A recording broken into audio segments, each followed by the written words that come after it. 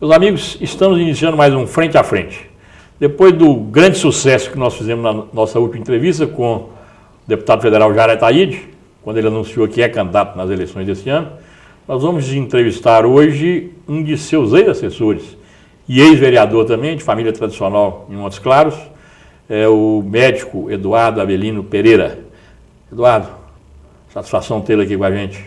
A satisfação é minha. Eu sempre tenho acompanhado esse seu programa, que realmente enriquece muito a história de Montes Claros, e quero confessar que eu estava até com muita vontade de vir aqui. Quero agradecer de público esse convite, que muito me honra. Eu tenho procurado reconstituir um pouco da história, principalmente a história política de Montes Claros, para que, na verdade, ela não se perca com o tempo, né? Porque depois de Hermes e de Paula, parece que a história de Montes Claros está se perdendo aí. Não tem nenhum historiador que tenha reconstituído essa história de lá para cá. Eu tenho dito muito para o Haroldo Lívio que ele devia assumir essa função de Hermes, né? Do saudoso Hermes de Paula, mas ele parece que está com preguiça. Mas eu tenho procurado, eu acredito que esse nosso programa, dentro de algum tempo, quando você recuperar essas entrevistas que eu tenho feito, nós vamos recuperar um pouco da história de Montes Claros. E você faz parte da história que sua família é uma família tradicional na política de Montes Claros. Eu lembro de Zé Avelino vereador, de Cláudio Pereira vereador, de Osmar Avelino vereador, você vereador, então é uma tradição. E por que não tem nenhum Avelino vereador hoje? A família perdeu o prestígio lá em Santa Rosa? Realmente, nas últimas eleições, nós não tivemos nenhum candidato Avelino. Mas isso não impede que, para o futuro, a gente também comece a participar, né? As novas gerações estão vindo e, com isso, outras pessoas tendem a ocupar esse espaço. Porque a questão da vocação política, ela é uma coisa que ela nasce com a pessoa. Ou a pessoa cultiva isso no seio de Mas tem certas famílias que está no sangue, né? Exatamente, por isso que eu disse que nasce. Isso é uma coisa que é hereditária. Porque ninguém começa a ser político da noite por dia, né? Então, eu acho que a gente começa a enxergar o político, a veia política, ou a gente deveria observar as pessoas que têm uma militância comunitária e política, né? Eu, por exemplo, eu fui presidente do Grêmio Geral do Colégio São José, quando eu estava na 7ª série, né? Depois disso, nós participamos de inúmeras atividades assim, comunitárias, no DA da minha faculdade, criamos juntos uma associação de moradores do bairro São José, inclusive junto com o Felipe Gabriche, que era companheiro nosso de diretoria. Fui presidente do Sindicato dos Médicos de Montes Claros, o primeiro presidente, então fui reeleito na presidência do Sindicato dos Médicos. Só depois disso que nós evoluímos para um mandato eletivo político. Então, eu acho que a formação política ela começa aos poucos, principalmente da pessoa que tem a capacidade de abandonar os seus interesses pessoais para cuidar das coisas dos outros, das coisas públicas. Mas eles dizem que o vereador hoje cuida mais do interesse pessoal dele, né? Eu acho que essa com o salário que o vereador ganha. Eu acho que essa foi uma grande mudança, inclusive, do perfil político, talvez até em quase todos os níveis do país. Eu acredito que tem ainda muitos representantes corretos, sérios, íntegros, que também têm uma história e um perfil para a vida pública, mas hoje realmente a política tem muitos aproveitadores do prestígio ou do dinheiro para alçar voos mais altos. Você foi vereador de 2 mandatos, né? Eu exerci o mandato em 2 mandatos, mas na verdade eu tive um 3º mandato que eu estava secretário. No primeiro mandato de Jair Ataíde. Você mandato. fez parte daquela Câmara em que se formou o Grupo dos 11, né? Tadeu era prefeito? Sem dúvida. O Ivan Lopes comandou o Grupo dos 11 de oposição ao prefeito? Participamos, sim. Eu era vereador naquela época. Então, naquela época, os vereadores tinham coragem de ser oposição, né? Desde o mandato anterior, inclusive, que foi a Câmara de 88, que o próprio Mário Ribeiro era prefeito, que existia uma bancada de oposição, e nós fazíamos parte dela, e que num determinado momento o Tadeu começou a ser oposição a Mário. E aí foi quando nós compusemos com o Mário. Mas desde aquele mandato, já havia Tadeu foi oposição a Mário? Quando o Mário como prefeito? Foi. Apesar do Mário ter apoiado... Pois é, porque o Mário depois lançou o Tadeu candidato, né? A sucessão dele, Tadeu se elegeu, inclusive. Foi exatamente isso aí.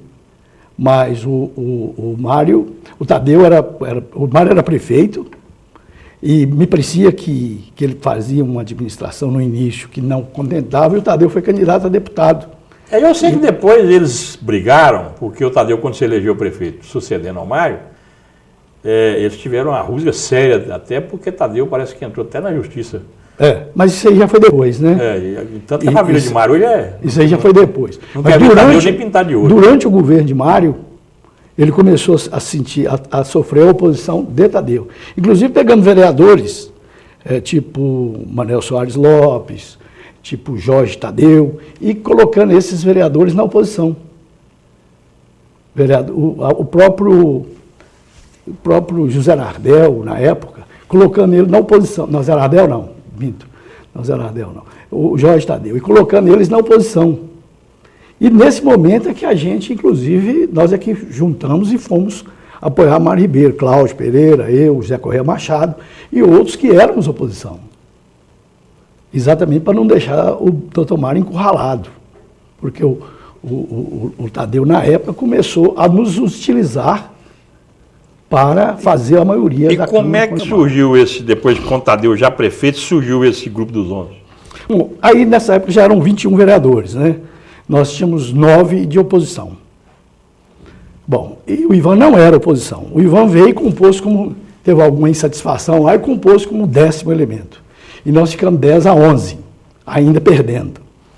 E em um determinado momento houve um mal entendido e houve um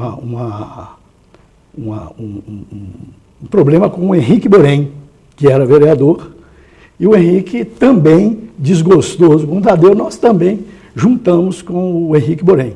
E aí nós formamos 11 contra 10, que foi a formação do grupo dos 11.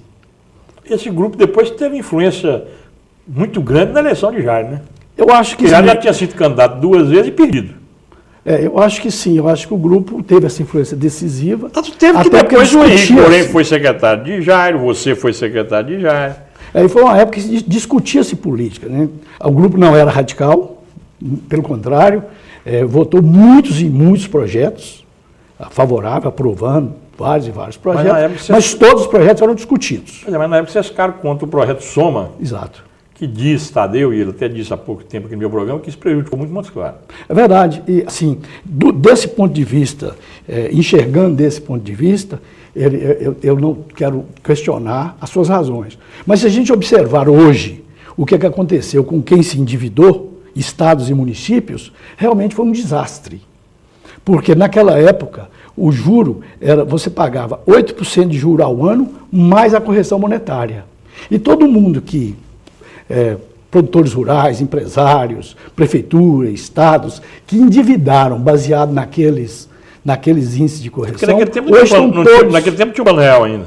Não tinha, exatamente. Não tinha. E todos hoje estão falidos. Todos objetos de renegociação, de débito rural, quebrou o produtor rural com juros menores do que esse. Os estados hoje estão absolutamente endividados, que tomaram financiamento nessas bases. Eu vejo, por exemplo, o estado de Minas Gerais hoje que deve mais de 50 bilhões de reais. O estado que nos últimos 6 anos pagou mais de 20 bilhões da dívida e a dívida aumentou. Então, no fundo, a rejeição do Soma naquela época... Talvez está viabilizando a cidade hoje. A cidade, E na época nós também não acreditávamos na clareza dos objetivos da aplicação do recurso. Eram projetos para serem implantados a curto prazo, em épocas de eleição, próximo das eleições, e certamente tinha um componente político muito maior. Você não tinha um planejamento efetivo de aplicação dos recursos. Eu quero confessar que se hoje eu estivesse no lugar, eu votaria novamente contra e procuraria convencer pessoas também de votar. Eu acho que um empréstimo da magnitude da época, que era um empréstimo de quase 12 milhões de dólares, e o dólar valia, não era como o dólar que está hoje, desvalorizado, né? Valia, ele exige um planejamento prévio amplo, grande, assim, bem estudado, bem discutido. Não é assim aquela proposta de você chegar e apresentar uma proposta e simplesmente todo mundo aprovar só porque tem um dinheiro. O dinheiro é emprestado. E naquela época, todos os que tomaram dinheiro emprestado, não estou dizendo só o poder público, não. Até as empresas e as pessoas físicas, eles se enrolaram, tiveram dificuldades, ficaram inadimplentes e ficaram com dificuldade. Hoje não, hoje eu acho que o Montes Claros conserva hoje uma capacidade de endividamento que fez até com que o próprio prefeito atual tivesse condição de tomar dinheiro emprestado. Nós vamos para o nosso primeiro intervalo comercial e voltamos dentro de alguns minutos para continuar essa entrevista com o ex-vereador médico Eduardo Avelino Pereira. Um instantinho.